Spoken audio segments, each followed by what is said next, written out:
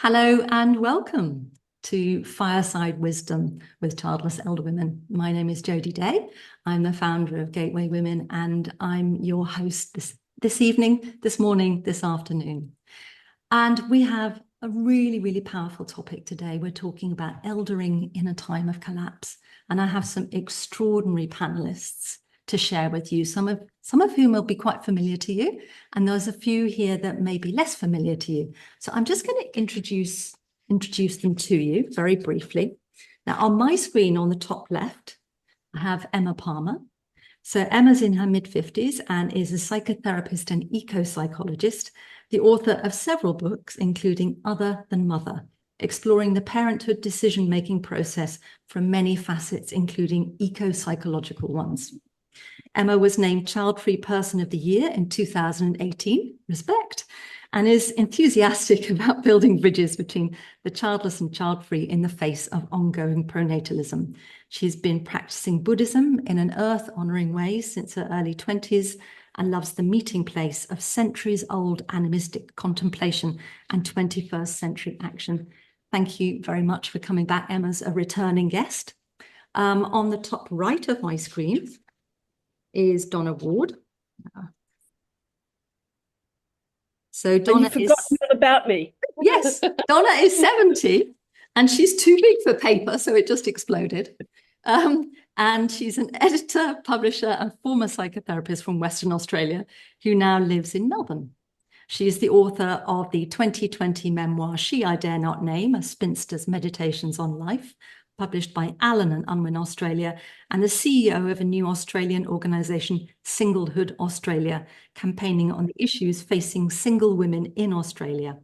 Thanks. By the way, links for all of the panelists are on my website, and you will also find them when I do the recording. There will be a slide at the end with everyone's links and details. So don't worry if you're kind of frantically trying to write this all down. I will help us.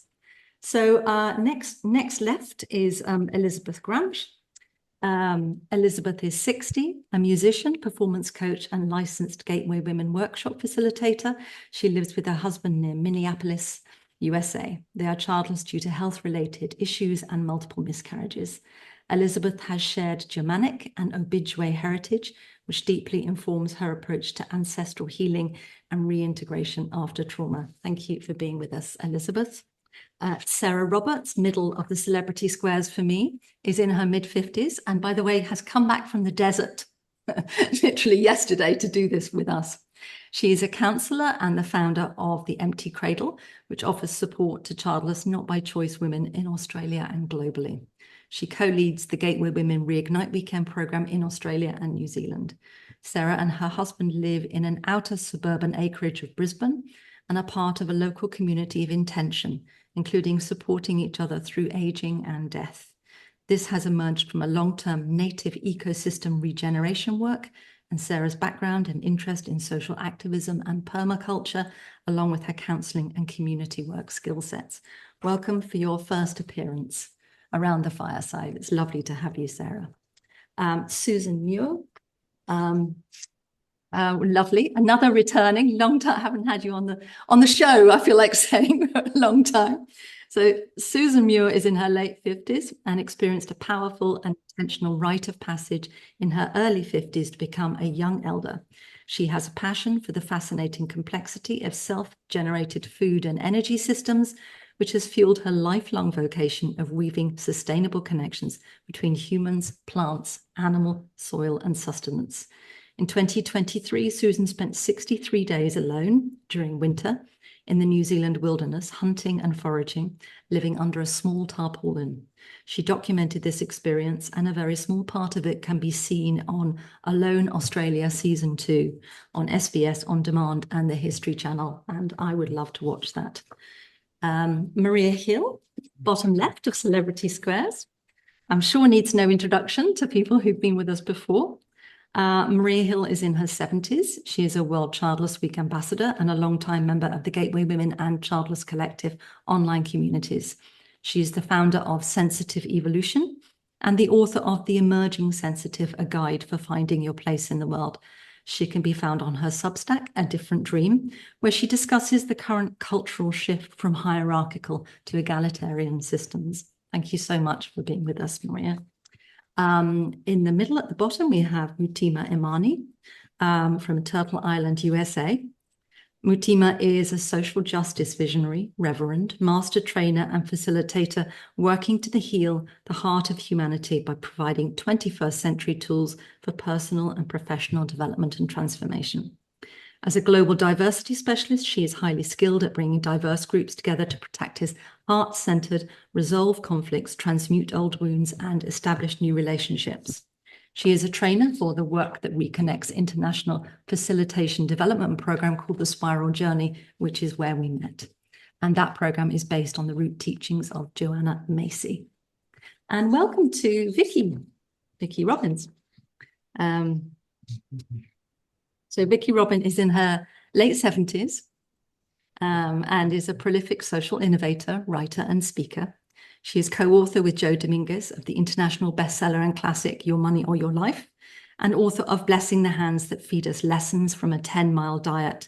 She's co-founder of Conversation Cafes and of the 10-Day Local Food Challenge, and hosts the podcast What Could Possibly Go Right, inviting cultural scouts to shine a light on what's emerging as the pandemic, climate, the economy, and polarization unravel the old normal.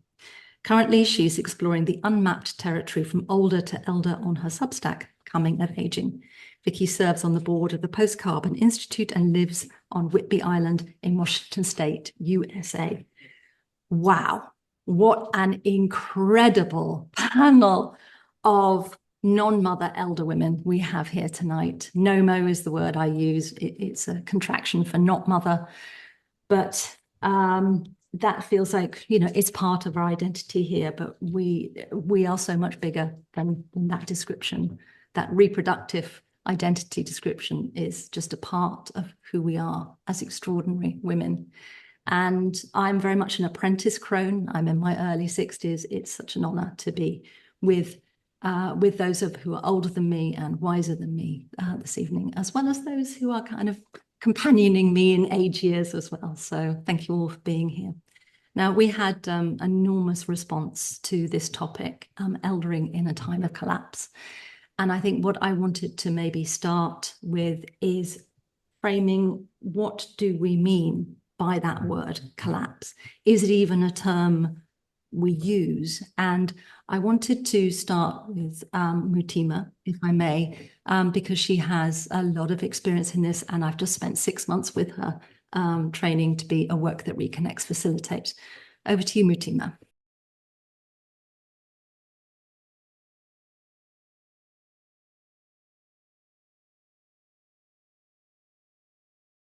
So who would like to speak to that? I mean, the term collapse, or a term that you use, where does that sit with you right now? How are you talking about it, Vicki?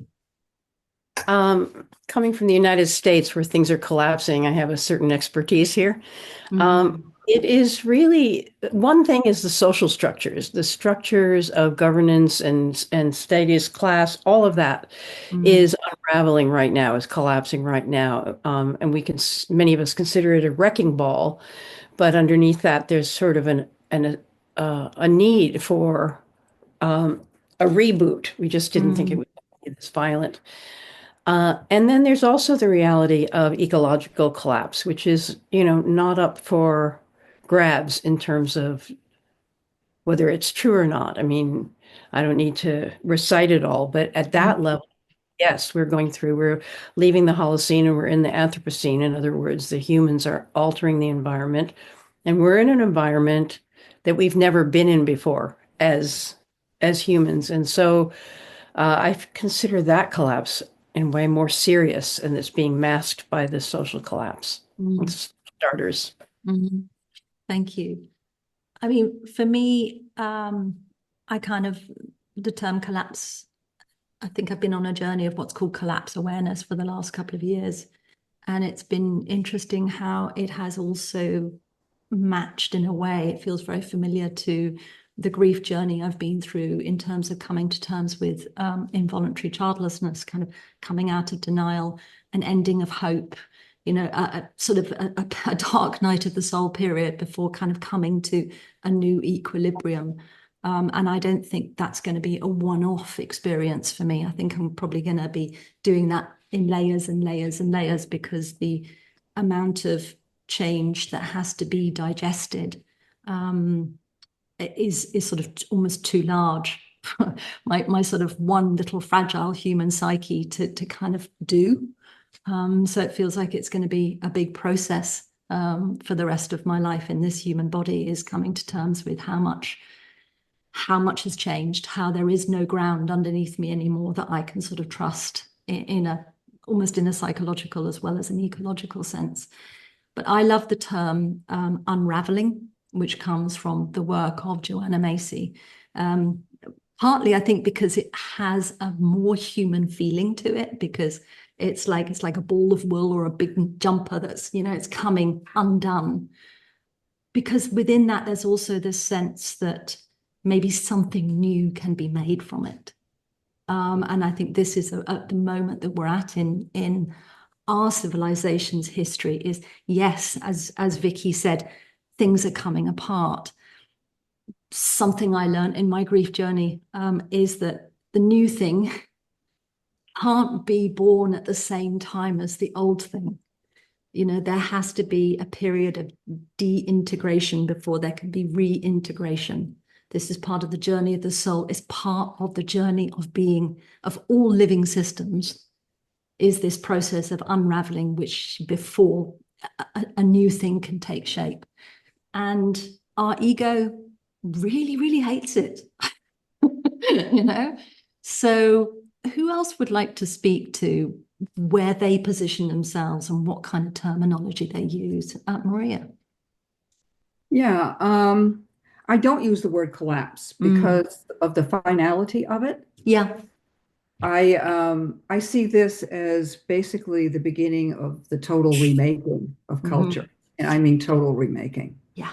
And I think the gift of what's going on in the United States, if there is one, is that it is showing us that the old systems, and we have been having the beginning of democracy along with the older authoritarian systems, they've been actually kind of hobbled together in the world up until now. But authoritarianism is showing itself to be not just corrupt or greedy, it's showing itself to be incompetent, because the world we live in has become so complex. Yeah. We need the kinds of skills that come from a more advanced, more educated human being to manage all of this. And so part of the reason we're going through what we're going through is because the old systems are trying to push us back down just because that's what they're comfortable with. They're just really not up to the challenge of today. And so I think that obviously it's going to have to go, but I see this as the end of hierarchy. I see it as the end of authoritarianism and the whole dominance game. I also think it's the end of the savior narrative. The savior narrative is one of the reasons we are having the problems that we're having today. We would not have elected our current president without people seeing him as a savior. So, I mean, if you want to look at community, that's one way that we save ourselves together. You know, it's something that we each do together. And so I think we're going to have a totally different story. We've been doing democracy 1.0. I'm calling it now democracy 2.0, where we have a total restructuring on firmer ground as the age of the people. And that's what I think we're going to be doing going forward. So I think we have to change our stories. We have to change ourselves. We have to change our structures. And I ultimately think it's going to be very good for us and very healthy if we can survive this current destructive time that we're in, especially here in the United States. Yeah, thank you, Maria. I mean, I have my own theory of change, which I call the backed into a corner theory of change, which is that we only change when the pain of changing is less painful than the pain of not changing. It's certainly, you know, I think we are being, business as usual is basically no longer becoming a possible option. I mean, you know, some people with extraordinary wealth can perhaps keep that going for longer. But it's basically unraveling for all of us. And as you say, as everything changes, there are new possibilities, and it's just how do we hold on through this incredible turbulence? And that sort of brings me really to my next sort of point, which is, and why I've really linked collapse and eldering for this discussion, is that I recently wrote an essay on my Substack called "Eldering is a Verb," and I wonder, what does the term, and this is up for any of you who'd like, just wave at me if you want to kind of jump in to answer this. What does the term elder or eldering evoke for you? And how might it feel different also to those who, as well as not having children and possibly grandchildren, find themselves without partners, extended intergenerational connections, or other systemic resources? Because there's often, wrapped up in that kind of nuclear family, partner, children, grandchildren narrative, it's a fragile nuclear family silo network, but it is a kind of system. And many of us are outside that system. And I think as social services continue to unravel, those vulnerabilities can become very stark. Susan. I love that eldering actually feels for me like an extension into the broader community, regardless of whether I have children or not, and I don't have children.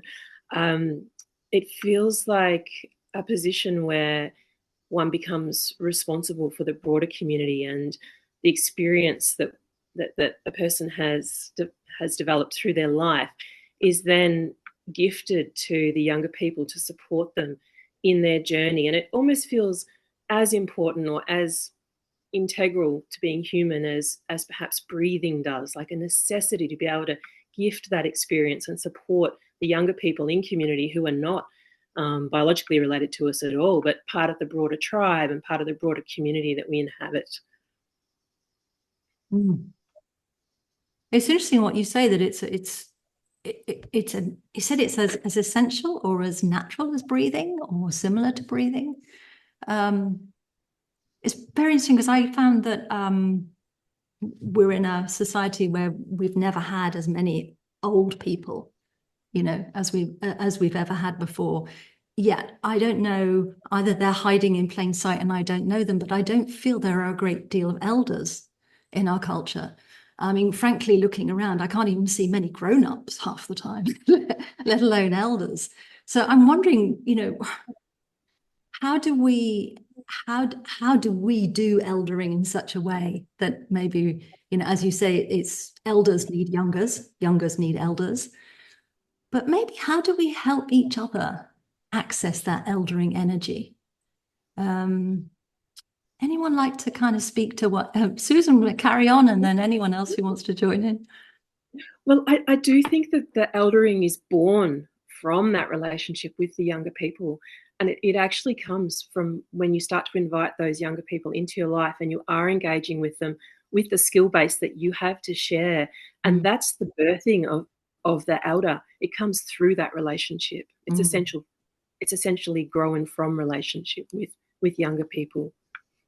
Yeah, maybe that's one of the things that's really challenging, because I think that sometimes when you don't have children, and also many of us don't have, with so many smaller families and so many fractured families and family estrangement, a lot of us, even if, don't have nibblings and siblings and godchildren, and maybe don't have easy access to, to intergenerational connections.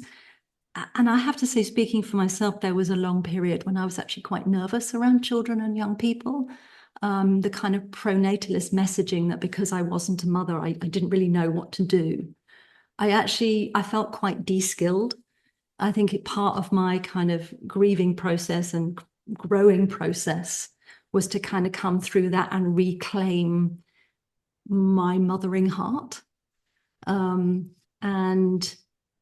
I think I've noticed also that as I've got older and really, really comfortable in my childless identity, I'm finding it a lot easier to be around young people, and, particularly sort of adolescents, teenagers, young adults, that they sense something in me. something that they want to. And I'm not trying to, in those interactions, I'm no longer trying to prove that I would have been a good mother. I'm like, I'm over it. You know, that bit's gone, and something else is coming through. So, I mean, I know Stephen Jenkinson, who's one of Sarah Roberts' mentors as well, very much talks about, you know, eldering being something we do. You know, it's not an identity we can claim. It's an activity we can do. And that we're not doing it.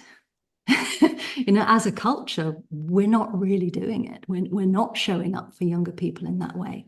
So who would like to speak to what is eldering? How can we participate in it more? And maybe also, if we don't have easy access to intergenerational connections, what can we do about that? How can we grow that?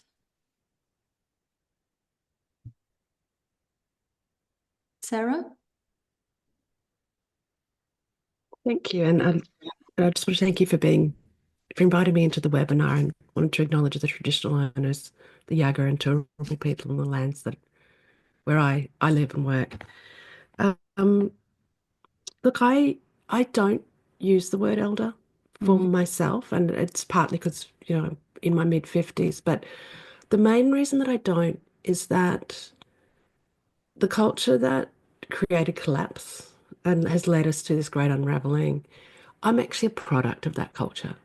And so it has created me. And so I haven't grown up with, there has been an absence of elders in my life. And when I talk to elders, I talk to, there are some Aboriginal elders who I've had levels of connection with throughout my life. And so there has been some reference points around what does elderhood perhaps look like. And I think a really caution that I have around for myself around elderhood is and it also comes up through the experience of collapse is around, we talk about capitalism, which can feel really big, but we can personalize it when we think about consumption, and it's about how do we consume. And there's a great danger we're so wired for consumption that often elderhood becomes this thing that we consume. Absolutely. And so it's so important to approach it with deep reverence and respect and humility, I think. And perhaps part of that internal great unraveling is part of the rebirthing that we seek as well. Yeah, so eldering is very much about talking to, rather than me and mine, talking to the community, talking to the needs of the generation. And really, as Stephen Jenkinson talks about, elders need to take their marching orders from the needs of the times. And these are really complex times. And so also being connected with the great deep silence and really staying connected and really tending to ourselves and our care and staying really grounded during this is a really important part of this unfolding process. Thank you for that, Sarah. Emma? Yeah, I think what comes up for me, Jodie, and how we support each other to become elders and grow that muscle, if you like, is also drawing down the wisdom of our well ancestors, they're certainly my elders, as well as other elders of faith, other elders of the earth, of land, of the elements. Because with that kind of, without that flow of wisdom, what are we basing our eldership on? Are we just redoing some sort of made up eldership rather than tapping into the deep wisdom that's already there? So there's something about that for me. And this week, just reflecting on this in eldering, and I loved how you used it in your Substack piece. I found myself leaping back to being very young and the whole phrase of youngering. What does youngering look like? And my younger self wanting to communicate with my elder self. I also don't particularly think of myself as an elder because I think it feels so contextualized. And it's so easy to consume and take on another identity. So the youngering self was really clear, sort of saying, do you remember when you used to sit on the common, big open green space with your dog and watch the wind and watch the grass and do absolutely nothing and be really connected to the heartbeat of the earth? And I'm terrible at doing nothing these days. I mean, I'm better than I was, and I'm a 30-year meditator, but it's still a practice to do nothing. So I think there was this sense of kind of beautiful sense of the younger and the elder meeting and feeding each other. What we knew before our minds got so full of everything else, and a lot of good stuff. It's not all bad, obviously. But yeah, the youngers and the elders within us as well as tapping into the vibrant ancestors and those relationships for cultural healing and for our own personal and family healing as well, if that makes sense. There's a lot of sense in there. It's going to take me a while to unpack it. That was so Too many rich. Thank points. you. One paragraph, maybe. That was Sorry. fabulous. Elizabeth, I believe, yeah? Thank you, Emma. That was lovely to hear you say that in such a beautiful way.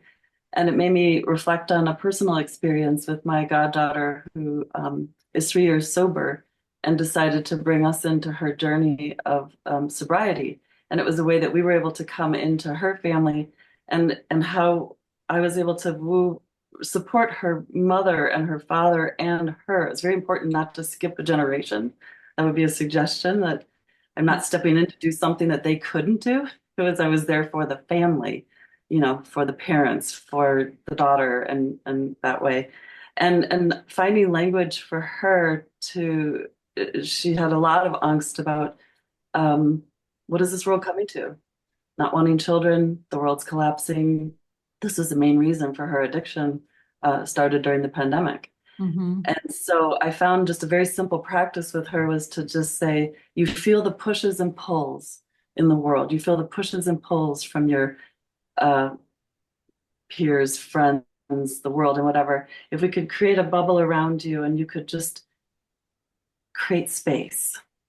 And that those pushes and pulls, when they come, you just create space, and then you allow your breath to deepen. And when we could work with her breath to deepen, when she could have some space, then she could listen and she could connect and she could hear, okay, what's the next step? And that brought her to that one day at a time. And I found myself using that as well. And I've been using that with a lot of friends and family and people that I work with in this time when there's nothing really clear. Let's just make some space. Let's just breathe.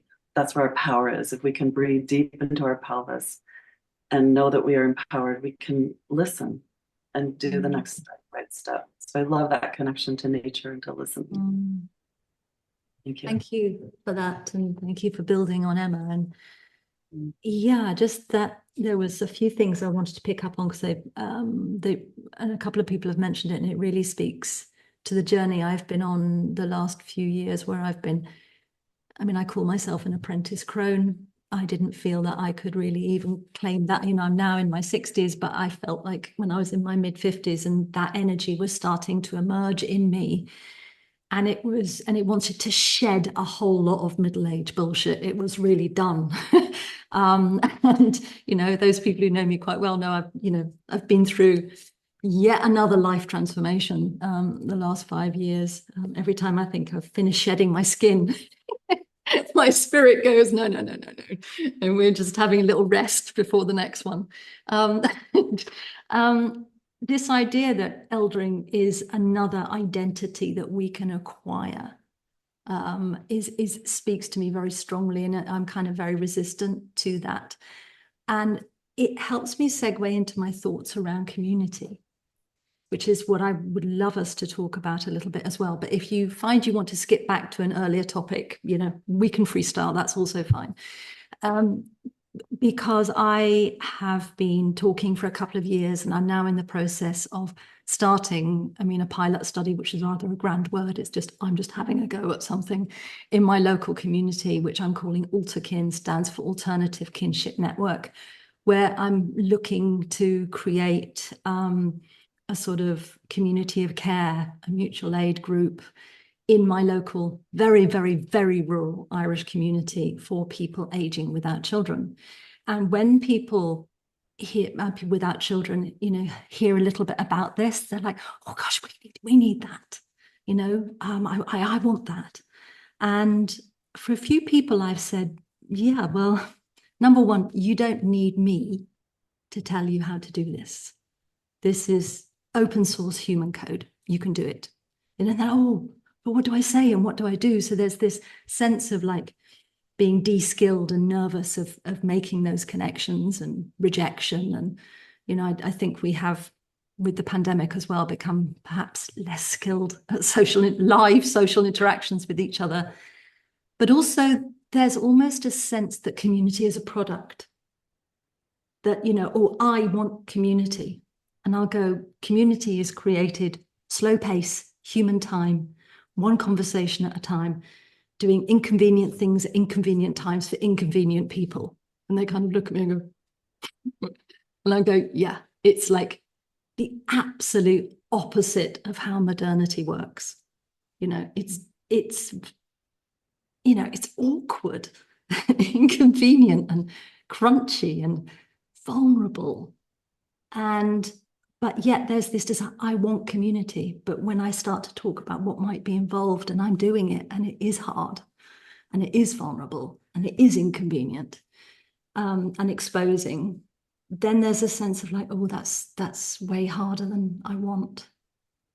And I'd love to hear from those of you who are in the throes of building community, or like Vicky, who's had a lot of experience of it.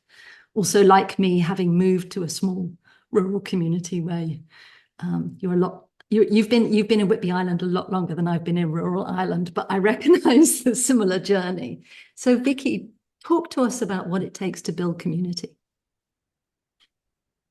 Yeah, this is right now we're doing a solidarity brown bags. We're doing once a month, bringing the community together. We just had our first one. 150 people showed up. I'm in a town of 1,000. So, you know, and, you know, the larger areas, more than that. But there's, I sort of think, you know, listening to these questions freshly, that it's in doing something together that these relationships are built, that it's awkward when you say, oh, I'm 80 and you're whatever. And but when you're doing something together, and in families, doing something together is the traditions of families, and that's how you sort of build up those layers of connection. But in my community, it's a lot of it is just participating. I know it sounds like overly simple, but it's participating in the rituals of community. Like if you go to church, I dance for 2 hours on Sundays with an ecstatic dance group that are, you know, I'm the oldest person on the floor. And it's just more and more, if you are recognized as a person who is willing to be part of community, then people start looking to you. I've also, I'll just say, you know, I've done other things, like I started a dialogue initiative after 9/11 where it was called Conversation Cafes, just a simple methodology for people who may not agree with each other to sit down in cafes and have a conversation that is inconsequential, as in, you know, there's going to be no consequences to it. So I think that there are rituals and there are activities that are not just me and you facing each other awkwardly, but it's me and you in a world that's in change, and we're trying to get it together. And in the not knowing, I will say on the eldering piece, I think it's like what you're talking about with the collapse of self, you know, the grief, et cetera. I think there's a process of letting go, facing your past, and seeing the mistakes you've made underneath all the beautiful things you've done, reconciling with the people you may have harmed. I call it the alchemy of aging. It's like turning the events of your life, you know, alchemizing those into wisdom. And I don't see that there's a gateway to being an elder that doesn't include that. It doesn't include sort of humbling yourself before that, the fact of mortality, the fact that you're toward the end of your life, that everything is going to be incomplete. So yeah, those are just a few ideas. I could go on, but I don't want to. So yeah, it's interesting. There's part of me that thinks that perhaps anyone who is comfortable calling themselves an elder is probably not someone we should listen to. Right. I think, like the people, I always think that, politicians, anyone who wants to be a politician should be immediately disqualified. I think it should be like jury service. Do you know what I mean? Because, what the heck is wisdom? Because we know that hopefully we're aware that our knowledge is partial and incomplete. And also what we do know is usually we've learnt it from, I'm sorry, fucking things up. So this idea that one is this kind of all-wise kind of guru person is, well, it's, it would be an anathema to me, but sometimes perhaps, I don't know, there's a part of me that craves meeting that in others. I think less and less so. I think I've dethroned humanity to such an extent that I don't think I'm really looking for that in one person anymore. But I do love being around people and learning from different people and different experiences. And something you said, Vicky, about doing things together. I gave an essay, not an essay, I gave an interview to Lisa Sibbett at the Auntie Bulletin that was published last week. And it was really, and I talked about Altakin, my project. And one of the comments that came up on it is, because she asked me, well, how would it work in practice? Tell me what it's going to be like. And I just made a fictional example of like, it's, in 10 years time and I'm having a hip operation and I'm known to a group of people. And instead, someone says, well, I'll go and walk Jodie's dog. And it's like, I'll drop some food around and I'll do this. And just a sense of like, there would be a network of people who knew me and cared for me enough that they would want to come together to share that kind of thing. And then the sort of things I would be doing for other people. And someone commented, it sounds like it's, it's all these inconvenient things and it all sounds like really heavy and dull. And isn't there going to be like any fun? Aren't you all going to like get together and like, have fun? And I kind of thought about it and I said, well, actually, being part of other people's lives and doing those living tasks, like maybe helping your neighbor, do their garden or paint their house or drive someone to an appointment or sit with someone I said, these are how relationships are built. So yes, fun might come out of it, but not everything has to be fun.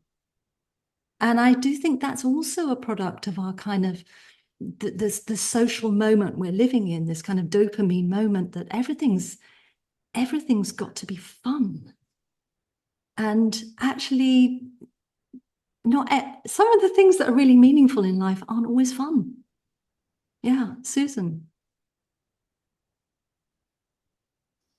I just wanted to speak to that vulnerability before about community and vulnerability. I'm not sure exactly what the context was, but I've been in an incredibly vulnerable space recently in relation to a natural disaster that's just happened where 7,700 hectares of land 20 meters away from me is just burnt. So all the trees and all the animals, the marsupials, the lizards, the birds probably didn't fare too badly, have all just been annihilated. There's a black trees and grey dust on the ground.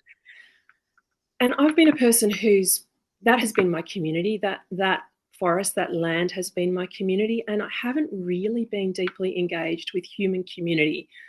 But this disaster has just turned my life 90 degrees in the other direction. And I've gone out into that dead, blackened country and I've asked that country, what do you need from me? What do you need from me to support you? How can I best support you? And the answer just came, everything's been moving so quickly. The answer just came so immediately that I need to engage with my human community and find that network and those alliances of people that can help me to support this mountain, to stop it from being deliberately backburnt again. So this was a deliberate backburn. What happened? A human backburn in response to a bushfire, trying to stop a bushfire from destroying human assets. But it's that vulnerability has just thrust me into community, and I'm finding there's this network of people that really care and really want to be connected and really want to support that land. And so what Vicky was saying about doing something with other people, suddenly there's all these people who I want to engage with to make changes to support this country so that that doesn't happen again. Yeah, so it's interesting how something pushed you through that vulnerability and that maybe that lack of familiarity with making those human connections. And you know, I know that sort of post disasters, as Rebecca Solnit has written about, are often a moment when people do the habit of modernity, of separateness, can drop away, and people can make extraordinary connections with neighbors, with people that they might disagree with on many levels, but there's a human connection gets made. And it's really beautiful to think that actually the land spoke to you and said, go to your people, go to your community, because we need, you know, it's almost like it is asking you to be a messenger, which is so beautiful.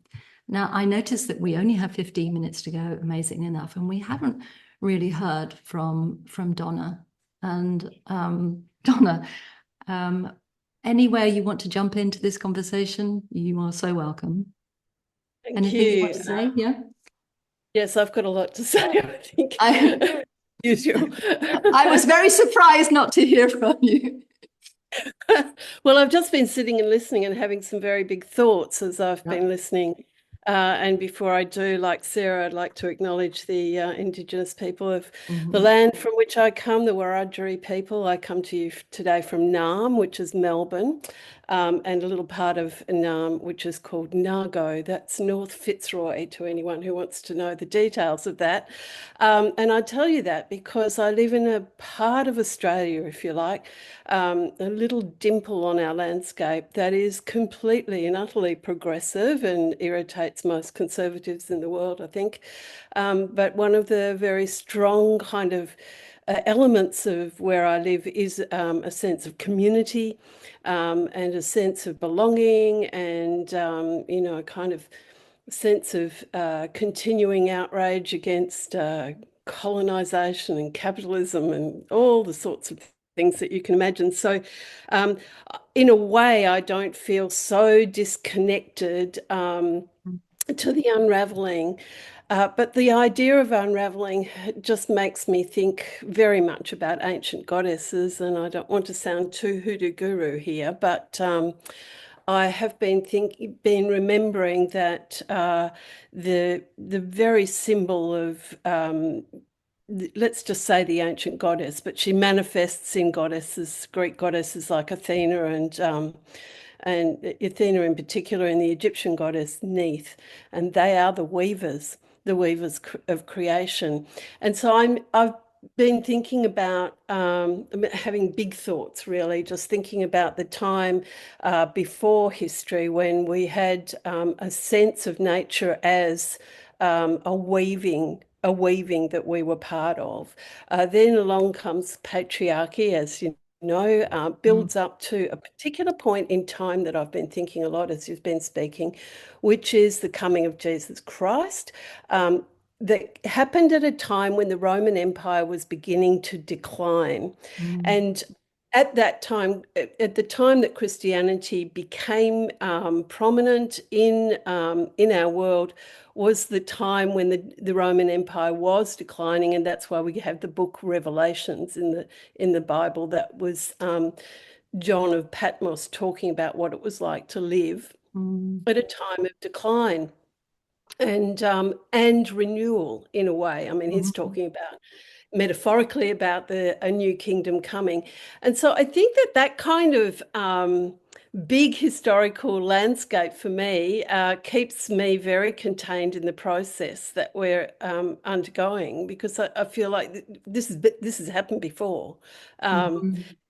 it's not happened with the environmental element, which is an element that I'll talk about in a minute, but it's happened before. Humans have done this before. It is actually part of our biggest, broader history. We're reworking how to live. We have lived before historical time. We lived for 300,000 years without battles and without these sorts of upheavals. So I think it might be able to be done again, but we're going through a growing process, if you like. These things move me into a bigger story that I think that humans are part of. The other thing that helps me in this time is just a sense of how, and I say this every time I'm here, how exciting it is to be alive. I mean, it's terrifyingly exciting right now, but I don't know that I'd want to live at any other time because it's so goddamn exciting, if you like. And if you can, wrap yourself, if you like, ravel yourself in the history of what it is to be human, what it is to be this species, there's a certain protection, a cloak that you can wrap yourself in to get through the everydayness of this. It allows you to see Trump as a 2-year-old wrecker, as 2-year-olds can be. It allows you to see the forces that are growing in order to contain him, the parental forces, if you like, in Europe, and here in Australia, we're getting some of that as well. We're getting more sort of a sense of not taking so much risk-taking with ideologies that seem attractive but aren't. We're starting to see the reality of those ideologies. And I'm speaking here in Australia, we're slightly different to the rest of the world. We actually do have an incredibly robust democracy here because we have compulsory voting. And so, we don't get the populist politicians so easily. We can get them, but we don't get them too much. Okay, we're in an election, so that's kind of a risky moment to be talking about these things. One of the things that I really have been connecting with Suzanne about, of course, is that Australia is the frontline country for climate change, and so we really do need to change ourselves for sure, but we need the rest of the world to change because our environment is being absolutely devastated, not as badly as Tuvalu in the Pacific that's drowning, but we've got fire and we have flooding and all sorts of other catastrophic weather events. And it's these weather events and the fact that I am single without children that has turned me, that has eldered me, if you like. I feel like eldering has been foisted upon me, or that it was something that I was always going to be. It's arrived recently, and I was thinking about how I connect with it. I'm very proud that I'm old. I've become prouder of it. I've always been a bit proud of being old. It's a great line if someone says, how do you know that? I say, I'm old. I read stuff, I know shit, I'm old. And also, I've said that to myself and said it to people as well until I heard a comedian on some show on television where she was going on about birds, and the host said, "How do you know that?" And she said, "Because I'm white." And I thought, yeah, that's what it is. I'm old, I'm white, I'm educated, I know stuff. It is time to take action big time. And of course, the passion, the sense of community that I have, I think, is national. I want to change the structures, the system. I want to engage in the fight to build a better world, particularly for single people, particularly for single women without children. And so I've engaged with a community that I feel has always been waiting for me to arrive. It's a quiet thing. I do want to be a politician, but I don't want to be the ones that you see in the pictures all the time. I want to talk to people behind the scene and change the world. So that's the world that I'm doing. And that also is another thread in the cape that keeps me protected during this time, because I have something to do. I have an action to take. And I think that can, if you can see an action to take, to engage with, take it, get engaged with that, the rest will take care of itself. You're part of the transformation then. That feels really important, because a lot of the questions that came to us were about sort of meaning and purpose. And I made some notes about that. Let's see if I can find it. Jody, while you're looking, can I just drop in one at a sort of like toggling with what Donna's saying? Totally. Very mundane things that can help us reach out to other people. We have buy nothing, groups in our area. There's Nextdoor. There's something called Meal Train, that when you get, when you're laid up. So people sign up for the meal train, and whenever I've had that, they stay for 2 hours and they love it. So just to not, in the grand scheme of things, not to dismiss these very small modalities that can weave us together, because we stand at the edge of the group, because we've always done this, not knowing how to get in. And so a protocol, a ritual, an online app, these all help us get over the barrier of isolation into people. So just wanted to drop that in, and now we can go. Yeah, I think small actions really, really important. And I think maybe the idea that we need to have it all figured out, or we need to have some kind of status or hat in order to kind of participate or to suggest something. I mean, someone put a question in the Q&A box about, and I hear this a lot, do we move houses too often to too many cities to build a local altarkin?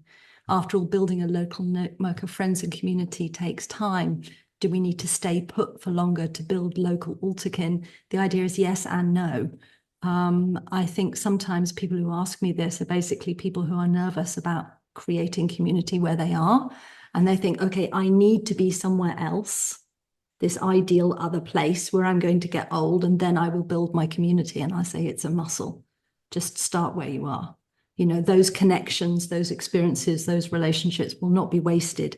They are not a product. You are not investing in a product and then you're going to have to lose that product because you move. It's like getting out of that mindset. Actually, building relationships where you are is always going to be a win, even if you move, because you don't know how those relationships will influence the move and where you go and all of those things. And I certainly think, as someone aging without children, feeling woven, to use some of the words been coming up, being woven in to my local community feels, I think I could create an altarkin group in London if I used to live in London for many years like that, because of there being similar types of progressive people around me who would be interested in, but doing it in my little rural Irish community where I'm a newcomer of a couple of years. I'm half Irish, but I'm also half English, born and brought up in England. So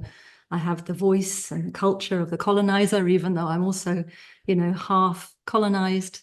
I'm back in my indigenous lands, literally. My DNA shows I'm kind of from round here. I'm actually taking a leaf a little bit out of Vicky's book, something Vicky said as well in one of her brilliant essays, which is that I'm getting involved in stuff, I'm showing up, I'm going to be doing more volunteering in my local community. I want my face to be one that people are used to seeing around. It's really simple stuff that builds it, because it's what it is to be human. Is to be part of this. And there are a lot of questions coming in about sort of practical issues to do with eldering, which, come up obviously because we're planning for something where we often don't have the resources or knowledge to know what we're planning for. That's kind of beyond the scope of this webinar. If you go to the Gateway Women website and click on Gateway Elder Women, you'll see that this is the 17th webinar we've done. And we did do one a while back, which was called Who's Going to Be There For Me When I'm Old? We've also done ones on solo elderhood, on mothers and daughters, on lots of really, really chunky topics. I would also encourage you to follow the work of the amazing women on screen, who you've just had a tiny taste of their, and I will call it wisdom because it's not mine, today. All of us are engaged in different ways in trying to understand what it is to be aging without children in a time of unraveling. We've each got a different take on it.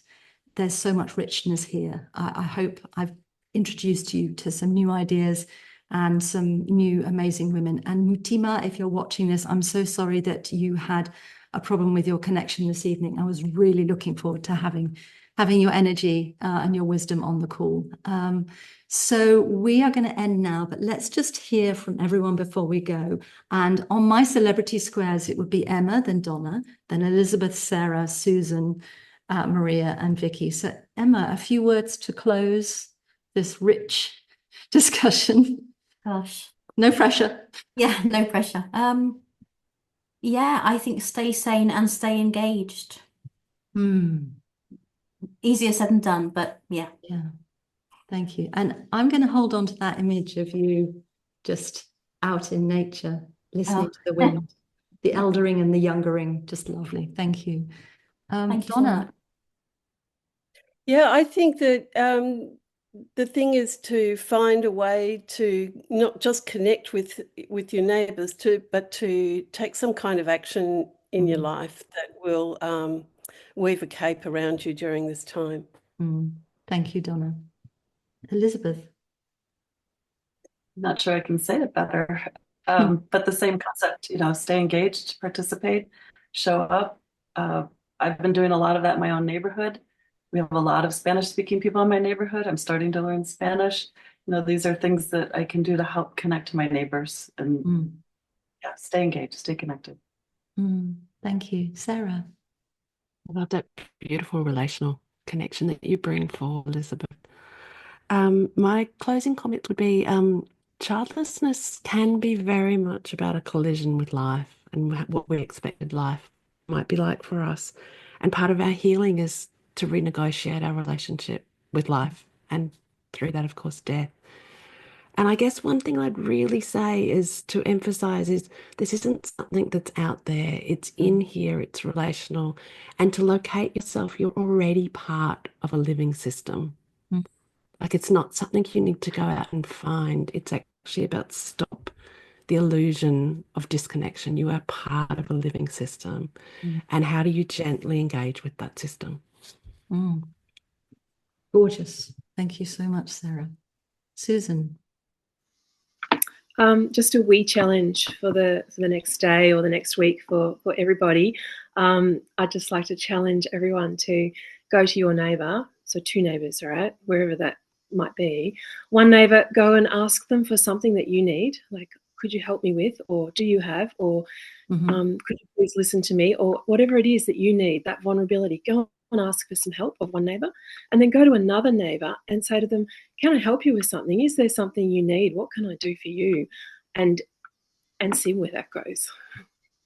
Thank you so much for that challenge, Susan. Personally, I'm really comfortable with number 2. I'm shit scared of number 1. Yeah, number 1's hard.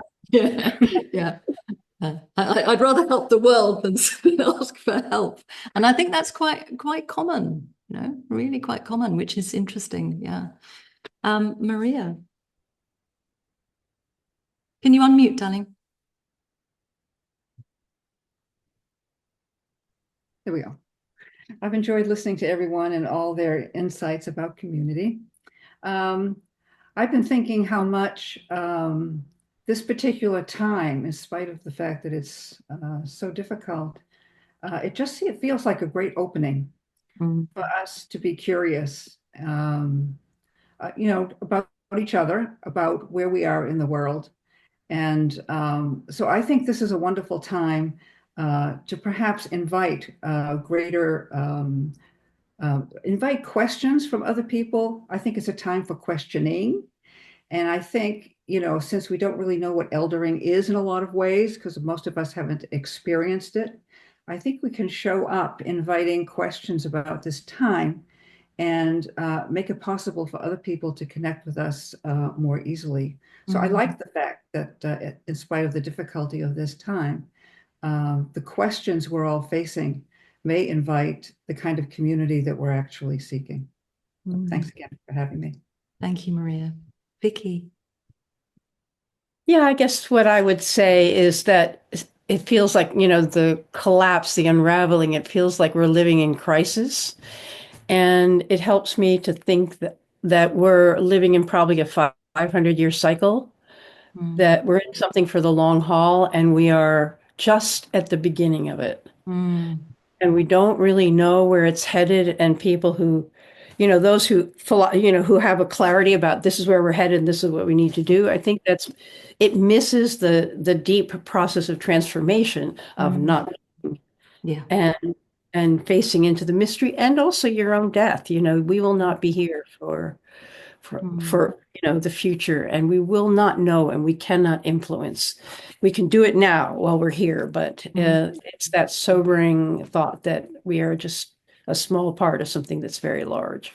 Thank you. Yes, so much I could add to so much of this, but I guess one closing thought was I've been thinking about the word apocalypse. And number one, I have many thoughts on this, but number one, the world has ended before for many people, many indigenous cultures, many cultures around the world, and Donna referred to as well, have seen the end of the world. It is part of a living system, is that it rises, it complexifies, and then it unravels. And then that becomes compost for the next iteration of whatever it is. And also, apocalypse doesn't mean the end of the world. If we look back to the Greek roots of the word, it means everything is revealed. And this feels like a time when the underbelly of modernity is being revealed for the rotten carcass that it is. And it's a very scary time, and we don't know how it's going to end. But in a way, does it really end? It's like, it's this part of the story. And I do think perhaps as people who've been through dark nights of the soul, each of us in different ways, there is a sense of humility and mystery of being part of a bigger story than our human ego can grasp. And that can actually be quite comforting, because it's like, we actually don't know what's going on or how it's going to unravel.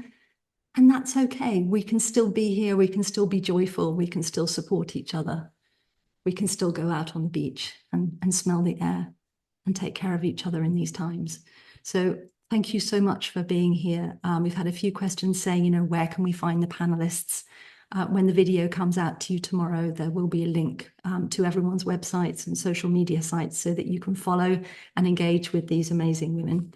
And thank you so much for being here, to all my panelists, and to all of the participants. The chat, I wouldn't say I've been monitoring it, I've been glancing at it. It has been beautiful today.